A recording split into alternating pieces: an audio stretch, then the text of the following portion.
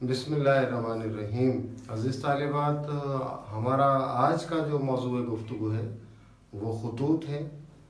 और इन ख़ुतूत में हम आपको जैसे कि याद भी होगा, अल्लामा इक़बाल का ख़त पढ़ चुके हैं पहले।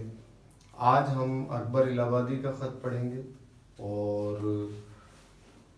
आपकी किताब में 2 ख़त हैं अकबर इलाहाबादी के, जिसमें से पहला ख़त आज हमारा मौज़ू गुफ्तगू है। और ये अकबर इलाहाबादी ने लिखा है। सैयद इफ्तिखार हुसैन रजिस्ट्रार थे अदालतुल आलिया, जैसे इसमें उन्वान है किताब में आपके, तो उनको लिखा था ये। तो पहले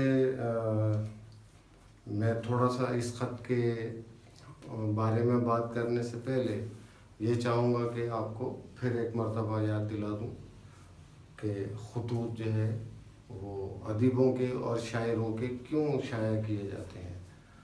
तो ये अदीबों और शायरों के ख़ुतूत शाया किए जाने की जो सबसे बड़ी वजह रही है वो ये कि उनके ख़ुतूत जो है उनमें अदबी बातें होती हैं, ज़बान के हवाले से, ज़बान की सेहत के हवाले से। फिर ये कि उसमें उस दौर के कुछ न कुछ हालात की अक्कासी भी मिल जाती है। तो इसलिए ये मुफीद साबित होते हैं लोगों को उस दौर का तज्ज़िया करने में। और ज़बान की कुछ अगर पेचीदगियाँ हैं किसी आलिम के पास, किसी अदीब के पास, किसी तालिब इल्म ने या उनके किसी अजीज़ ने या किसी शागिर्द ने ख़त लिखा और उसमें कुछ चीज़ें दरियाफ़्त की, तो इस तरह से वो अदीब या शायर अपना वो नुक्ता नज़र उस ख़त में बयान करता है। तो वो दूसरों तक भी फिर जब वो ख़ुतूत शाया होते हैं तो दूसरों के भी फ़ायदे की चीज़ होता है, इसलिए ख़ुतूत आमतौर पर शाया किए जाते हैं। और आपने गालिब का ख़त भी पढ़ा था, वो भी इसी तरह, उसमें बहुत सारी चीज़ें थी मालूमात की। तो आज हम इस ख़त को पढ़ेंगे, तो उसके बाद फिर इसके जो मुश्किल अल्फाज हैं या उससे मुताल्लिक़ा कोई और मालूमात, वो इंशाअल्लाह फिर उस पर भी बात करेंगे। तो पहले मैं ये ख़त पढ़ देता हूँ एक मरतबा। फिलवाक़े बिरादर अज़ीज़ सल्लल्लाहु ताला।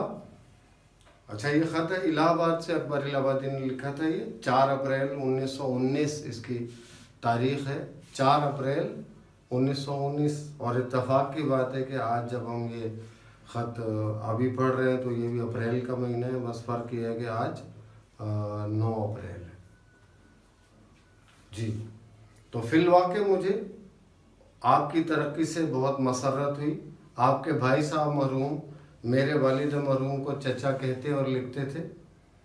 इसका असर ज़ाइल नहीं हुआ, ज़ाइल यानी ख़त्म।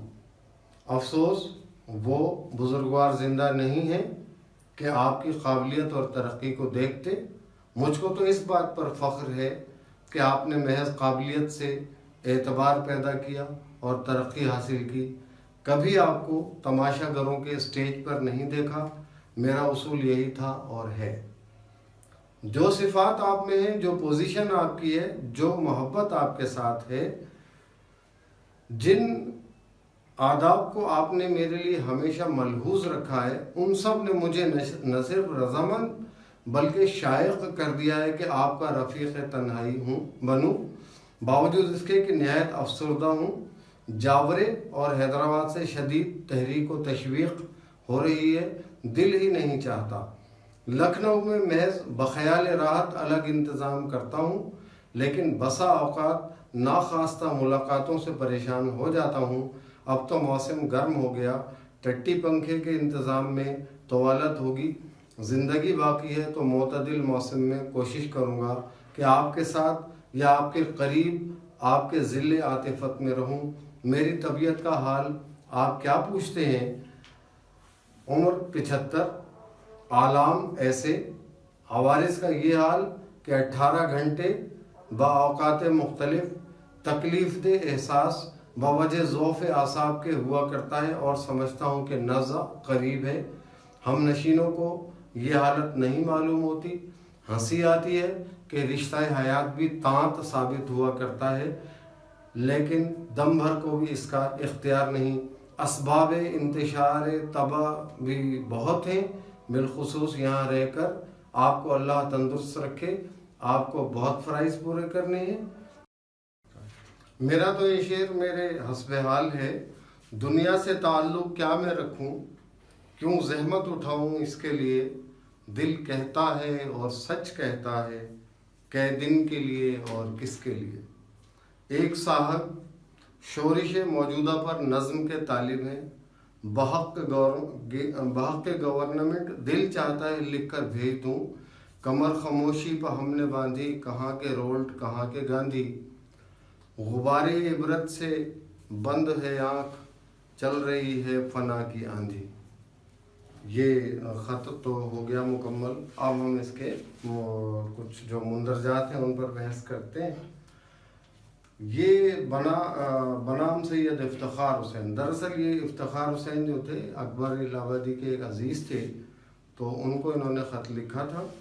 और जो पहला पैराग्राफ है इस ख़त का, उसमें उन्होंने थोड़ी सी तमहीद भी बांधी है। लेकिन आप ये देखिए कि आम तौर पर जो ख़त हम देखते हैं उनमें, पुराने ख़त तो उनमें अलक़ाब और आदाब वग़ैरह वग़ैरह हुआ करते थे, लेकिन आप ये देखिए कि इसमें बहुत ज़्यादा तवील अलक़ाब व आदाब नहीं है। गालिब का अंदाज़ है ये, मुख्तसर अंदाज में, मुख्तसर अल्फाज में मुखातिब करना।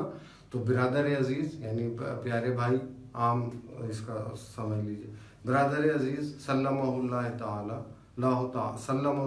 ताला, ठीक है, अल्लाह आपको सलामत रखे, ये है इसका मतलब।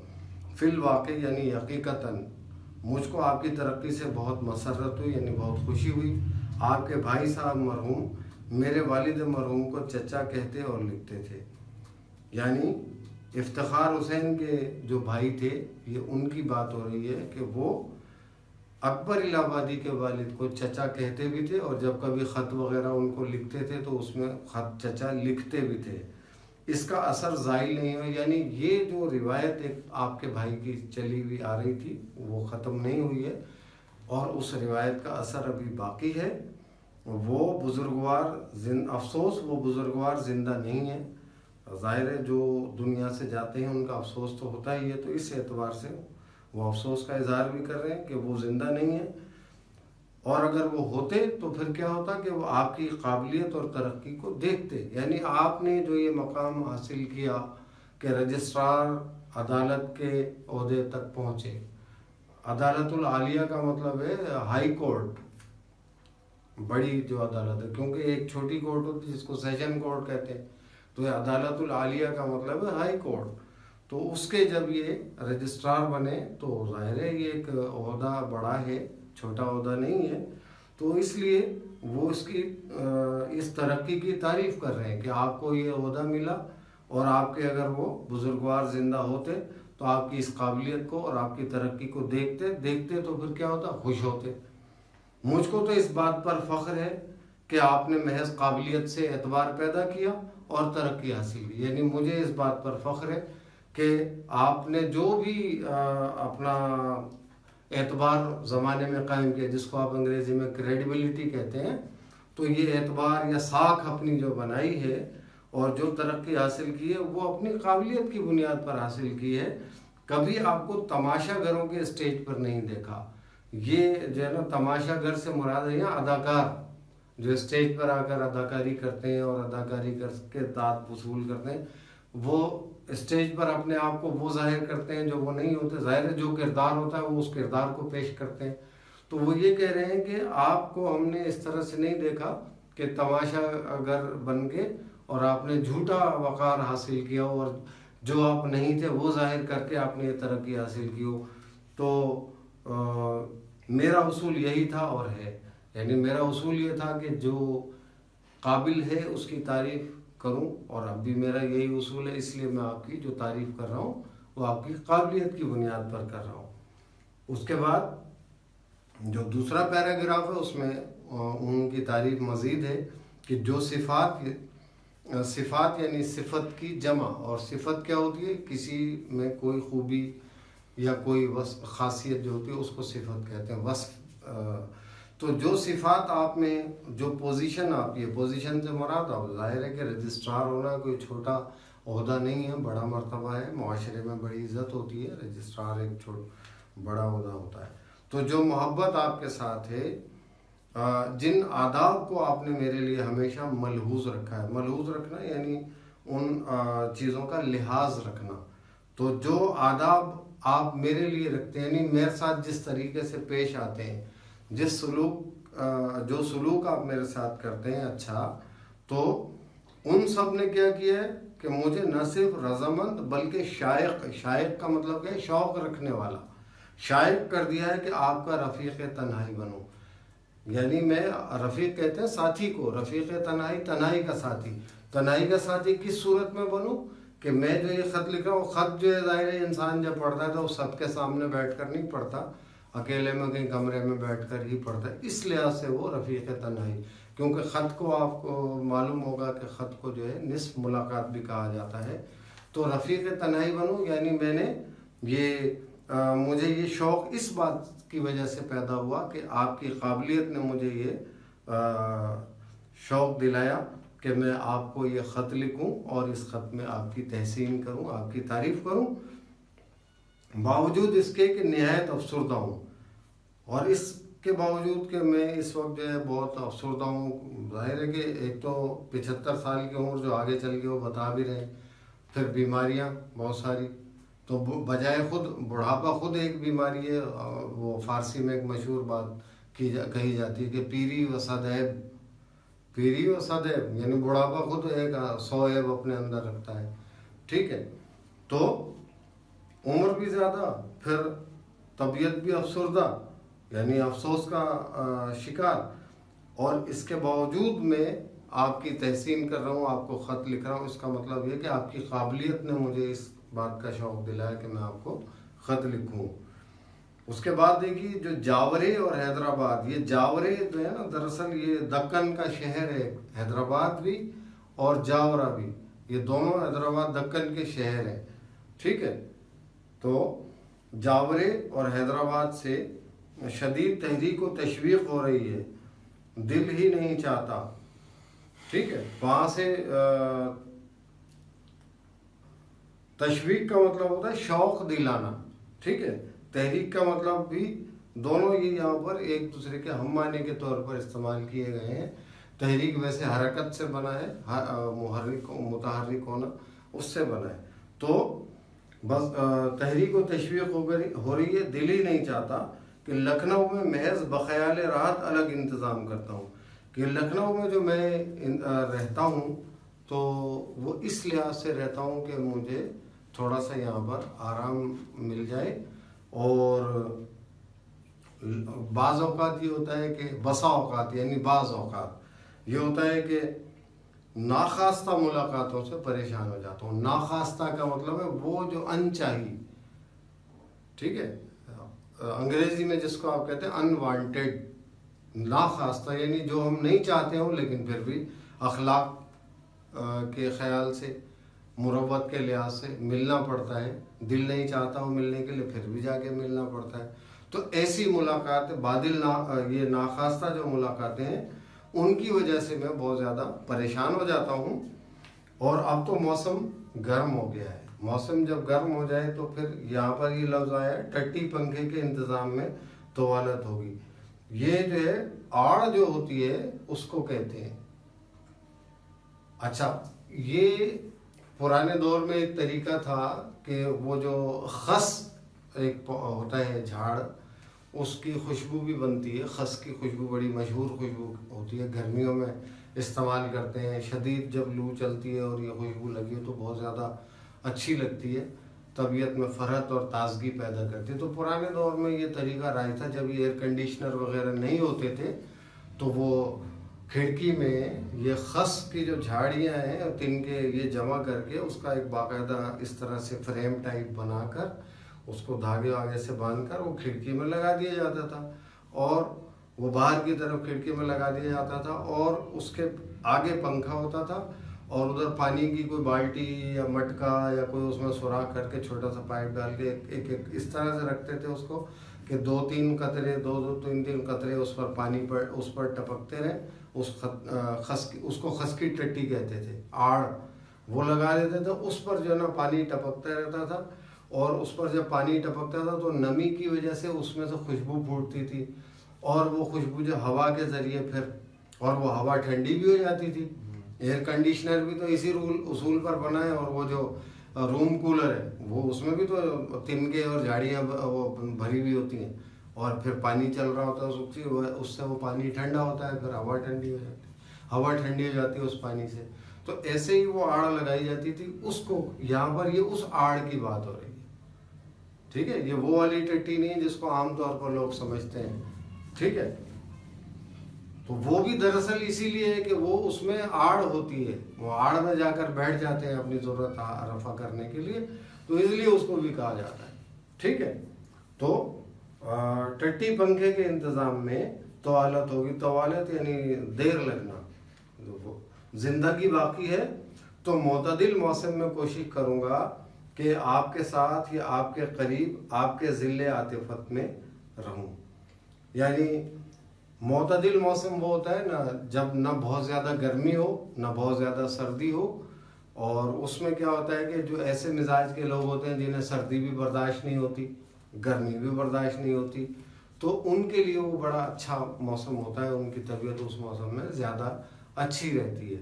तो वो ये कह रहे हैं कि मैं कोशिश करूँगा कि जब मोतदिल मौसम आया तो उसमें फिर आपके साथ रहूं, आपके करीब रहूं, और आपके ज़िले आतिफत में रहूं। ज़िल ये लफ्ज़ है, ज़िल ज़ोए लाम, लाम पर तशदीद, ये साए को कहते हैं। ज़िले आतिफत यानी आपका मेहरबान साया। मेरी तबीयत का हाल आप क्या पूछते हैं। उम्र 75। अब ये बात आ गई जो मैं पहले आपसे कह रहा था कि 75 साल की उम्र, अब मेरी तबीयत क्या पूछ रहे हैं। 75 साल के आदमी की तबीयत का क्या पूछ रहे हो कि आलाम, आलाम अलम की जमा है, अलम कहते हैं दुख को, रंज को, इसकी जमा है आलाम।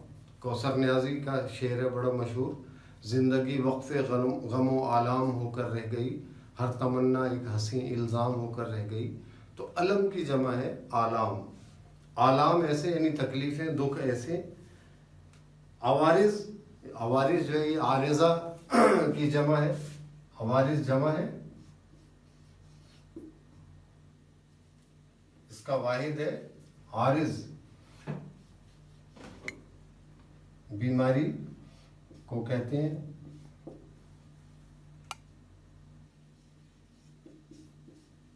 ये वाहिद है, ठीक है। अवारिज़ का ये हाल कि 18 घंटे बऔक़ात मुख्तलिफ तकलीफ़ देह एहसास बवजह ज़ौफ़ आसाब के हुआ करता है, और समझता हूँ कि नज़ा करीब है। ज़ौफ़ कहते हैं कमज़ोरी को, इससे बना लफ्ज़ ज़ईफ़, ज़ात से ज़ईफ़ आपने पढ़ा भी होगा कायदे में। ज़ौफ़ कमज़ोरी,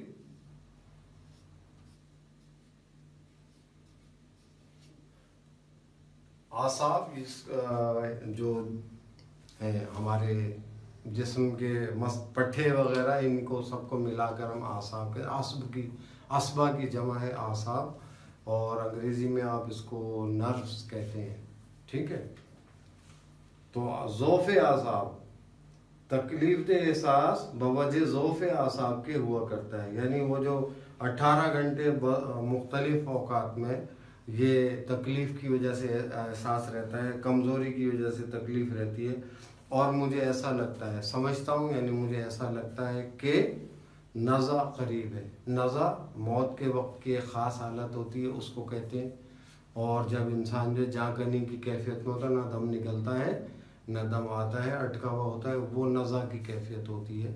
बड़ा मशहूर शेर है कमर जलालाबादी का, कमर जलालवी, उस्ताद कमर जलालवी का, कि अब नज़ा का आलम है मुझ पर, तुम अपनी मोहब्बत वापस लो, जब कश्ती डूबने लगती है तो बोझ उतारा करते हैं। बड़ी मशहूर गज़ल है अब कमर जलालवी की कि कब मेरा नशेमन अहले चमन गुलशन में गवारा करते हैं, गुंचे अपनी आवाज़ों में बिजली को पुकारा करते हैं। उसका ये शेर है कि अब नज़ा का आलम है मुझ पर, तुम अपनी मोहब्बत वापस लो, जब कश्ती डूबने लगती है तो बोझ उतारा करते हैं। तो नज़ा मौत के वक्त की कैफियत उसको कहते हैं।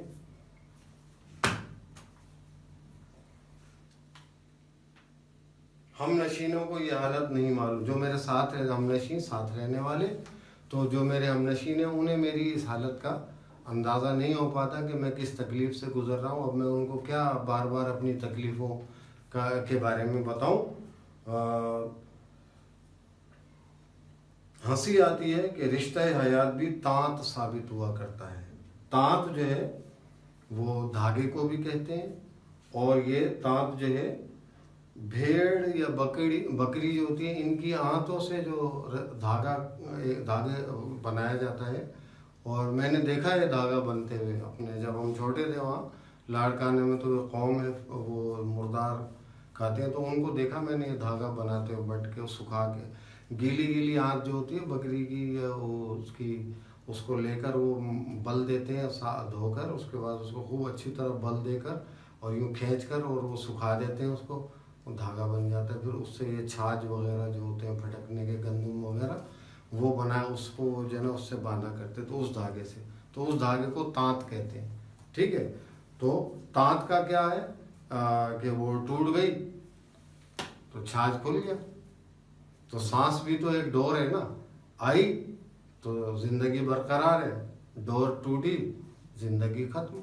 एक सांस की तनाव है, इसको तनाव भी कहते हैं ना, तो है नून अलिफ बे। एक सांस की तनाव है टूटी तो है शिकेब, दौड़े हैं लोग जिस्म के खेमे को थामने। ठीक है, तो तांत कहते हैं।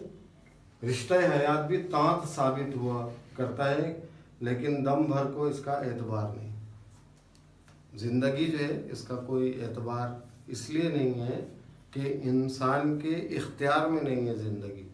किसी भी फर्द के पास ये वो सनद नहीं है इस बात की कि वो हमेशा ज़िंदा रहेगा, या किसी भी फर्द के पास ये इख्तियार नहीं है कि वो हमेशा ज़िंदा रहेगा। ये इख्तियार अल्लाह ताला ने अपने पास रखा है, दम भर का एतबार नहीं। बहुत सारे शुअरा ने इस पर अशार भी कहे हैं। मीर अनीस का बड़ा मशहूर शेर है, अनीस दम का भरोसा नहीं ठहर जाओ, चिराग लेके कहाँ सामने हवा के चले। ठीक है, तो रिश्ता हयात तांत साबित हुआ करता है, और दम भर को भी इसका एतबार नहीं होता ज़िंदगी कब। ये नबी करीम सल्लल्लाहु अलैहि वसल्लम की इस एतबार से एक हदीस भी है, आप सल्लल्लाहु अलैहि वसल्लम ने इरशाद फरमाया, उसका मफहूम ये है कि मुझे अपनी ज़िंदगी का इतना भरोसा भी नहीं कि एक तरफ सांस फेरने के बाद दूसरी तरफ सांस फेर भी सकूंगा या नहीं। तो इसको भी इसमें भी ज़िंदगी के आर्जीपन और बेयकीनी की कैफियत जो है वो बताई गई है। ठीक है, असबाब इंतशार तबा भी बहुत हैं। तबीयत में इंतशार का मतलब होता है बिखरा हुआ होना, मुंतशिर होना, फैला हुआ होना चीज़ों का, तरतीब से नहीं होना, बिखरे हुए होना, बेतरतीब बिखर जाना। इसी से नशर से बना है ये लफ्ज़, इंतशार, मुंतशिर।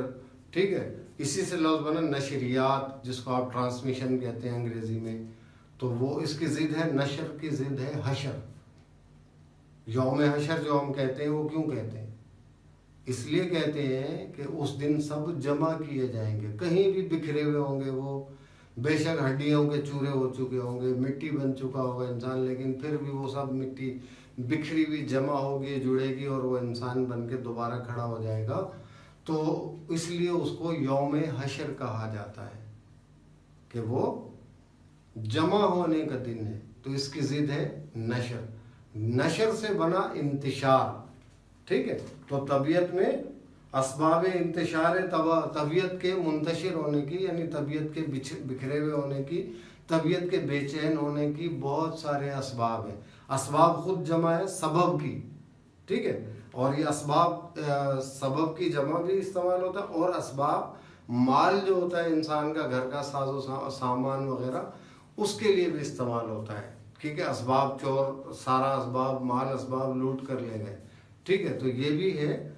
ठीक है, लेकिन यहाँ पर ये सबब की जमा के तौर पर इस्तेमाल हुआ है कि तबीयत के मुंतशिर होने के बहुत सारे असबाब हैं, यानी बहुत सारी वजह हैं। बिलखुसूस यहाँ रहकर, यानी ख़ास तौर से यहाँ रहकर, जहाँ इलाहाबाद में रहकर ख़ास तौर से तबीयत के इंतशार होने के बहुत से असबाब हैं। आपको अल्लाह तंदुरुस्त रखे, आपको अल्लाह सलामत रखे, आप ठीक रहें, आपकी सेहत ठीक रहे, आपको बहुत फ़राइज़ पूरे करने हैं, ठीक है। यानी जो रजिस्ट्रार का ओहदा है वो बज़ाते खुद एक बड़ा जिम्मेदाराना ओहदा है। तो अब आपको रजिस्ट्रार का जो ओहदा मिल गया तो आपको अपने बहुत सारे जो पेशा वराना फ़राइज़ हैं वो अदा करने हैं। तो अभी ज़िंदगी में आपको बहुत सारे काम करने हैं। और हमारा तो अपना खुद का ये हाल है, हमारे अपने शेर के मुताबिक ये शेर जो है अकबर इलाहाबादी का खुद का शेर है कि दुनिया से ताल्लुक़ क्या मैं रखूं, क्यों जहमत उठाऊं इसके लिए, कि दुनिया से अब मैं क्या ताल्लुक़ रखूं, 75 साल तो मेरी उम्र हो गई और इतनी तकलीफ़ें जो मैं उठाऊं दुनिया की चीज़ों के लिए, तो वो किसके लिए उठाऊं, ठीक है। क्या दिल कहता है और सच कहता है, कह दिन के लिए और किसके लिए, ठीक है। कह दिन के लिए और किस, कैसे मुराद है या कितने, ठीक है। कह दिन के लिए यानी कितने दिन के लिए और किसके लिए करूं। देखिए होता क्या है, इंसान इस दुनिया में आया, बेशक कितना ही माल असबाब जमा कर ले, आप देखें दुनिया में बहुत सारे लोग हैं, दौलत के ढेर जमा किए उन्होंने, सारी उम्र अपनी दौलत कमाने में लगा दी, लेकिन हुआ क्या, क्या वो दौलत साथ लेकर चले गए? नहीं। बॉसों ने जायज़ तरीक़ों से जमा की, बॉसों ने नाजायज़ तरीक़ों से जमा की, लेकिन जायज़ तरीके से जमा की या नाजायज़ तरीके से जमा की उसके किसी काम नहीं है। मरने के बाद वो दौलत तो दूसरों के हाथ आती है, दूसरे उसको इस्तेमाल करते हैं। इसी तरह जायदाद है, इंसान बना लेता है तो वो तो उसकी ज़िंदगी में तो उसके पास जब तक है वो ज़िंदा, जब तक है बस, उसके बाद आज मरे तो कल दूसरा दिन। तो वो इस हवाले से अब ये बात कर रहे हैं कि मैं क्या करूं और किसके लिए करूं ये सब कुछ, कि मेरी ज़िंदगी तो 75 साल तो हो गई, तो अब मैं और क्या करूंगा, कितना जीऊँगा, आज मरूंगा कल दूसरा दिन हो जाएगा, तो क्यों मैं इतने सारी मुसीबतें उठाऊं, क्यों परेशान हूँ। उसके बाद आगे एक साहिब शोरिश मौजूदा पर, अच्छा ये शोरिश मौजूदा जो है, दरअसल मैंने अभी शुरू में बात की थी और आप लोगों को बताया था कि खुतूत में बाज़ औक़ात उस दौर की जो सियासी सूरत हाल या हालात हैं उसकी भी अक्कासी मिलती है। तो ये शोरिश मौजूदा दरअसल इशारा है उस दौर के जो सियासी इंतशार के हालात थे उनकी तरफ।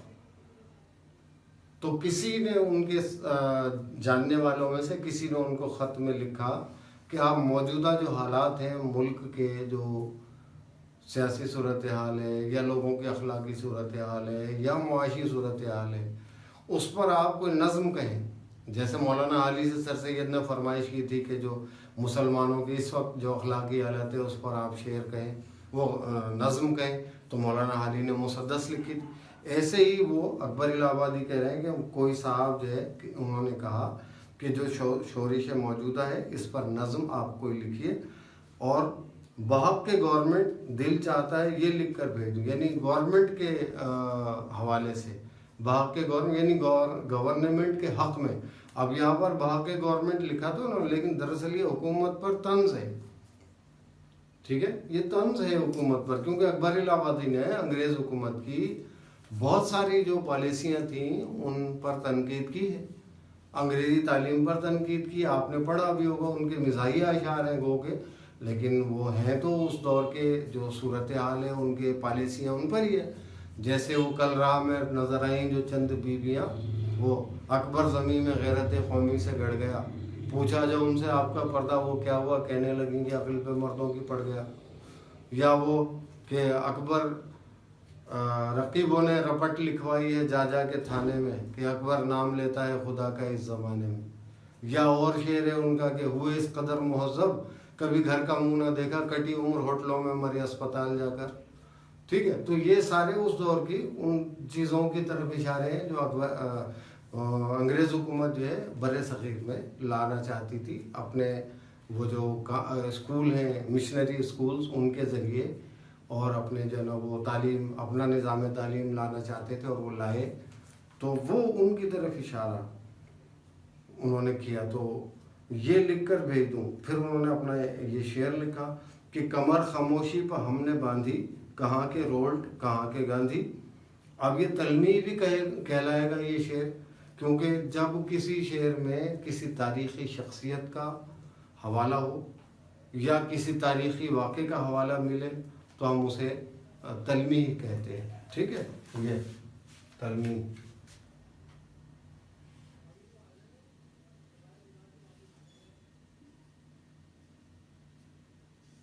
ये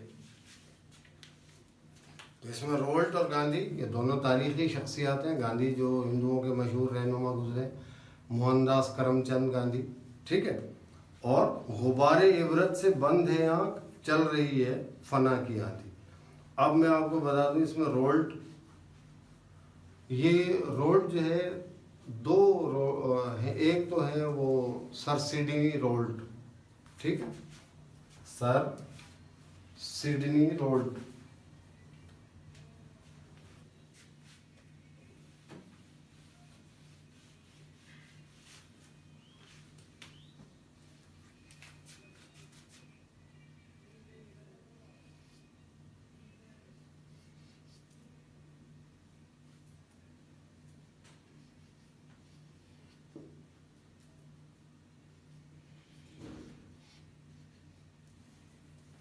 सर सिडनी रोल्ट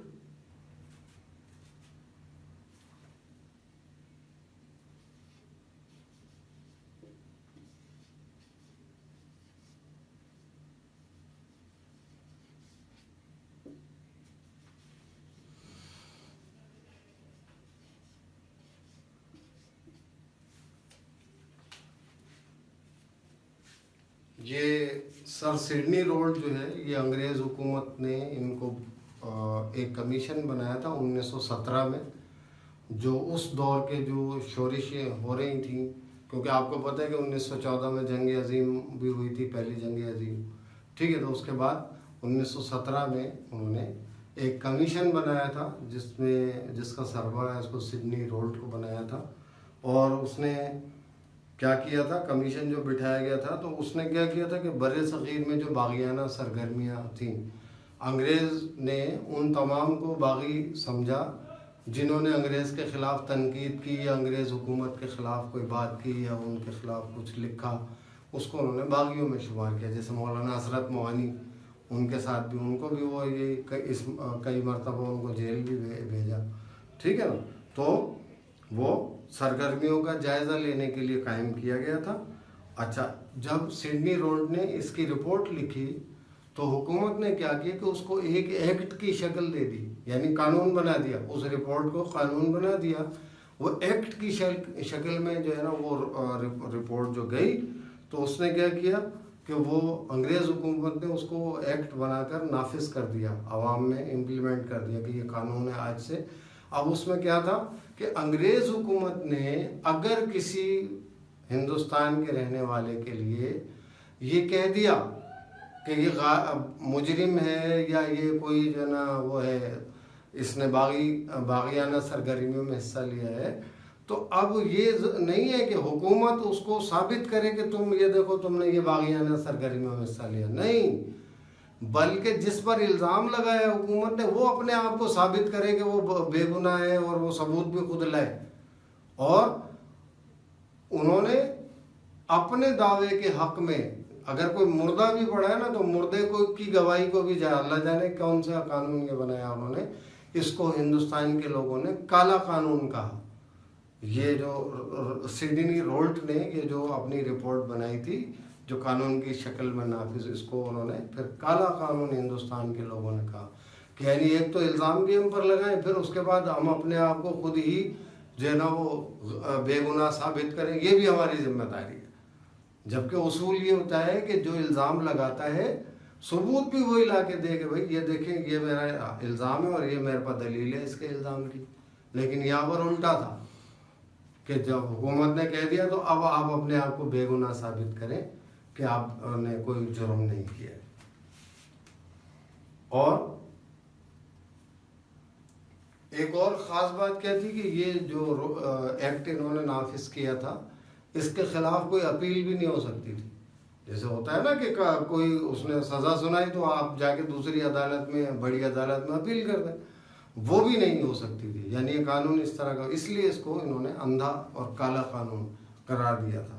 और मोहनदास करमचंद गांधी, ये मशहूर हिंदुस्तान के जो हिंदुस्तानियों के लीडर गुजरे हैं, जिनको बापू के नाम से याद करते हैं हिंदुस्तान के लोग, ये उनका जिक्र है।